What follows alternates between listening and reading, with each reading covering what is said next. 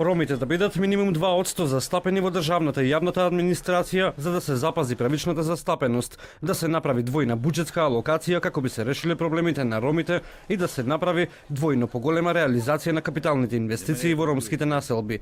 Ова се барањата на ромската иницијатива Аваја, која ќе обединува 10.000 граѓани роми од 14 градови во земјава. Крајно време е ние конечно да бидеме повидливи и да бидеме повисоко во агентите на сите засегнати страни за решање на овие предизвици со кои што се соочување.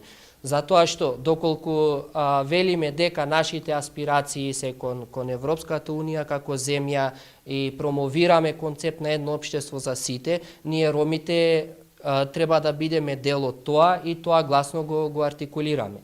Застапниците на иницијативата велат дека целта е да ги поттикнат граѓаните роми да не дозволат да бидат изманипулирани на предстојните избори, туку да ги побараат своите права. До сега ние бевме сведоци на манипулација на ромското гласачко тело, имајќи во предвид дека ромското гласачко тело е фактор во државата, особено на локални избори, а веруваме дека и на овие претседателски избори, со оглед на тоа доколку се соочиме со проблеми околу цензусот во вториот изборен круг.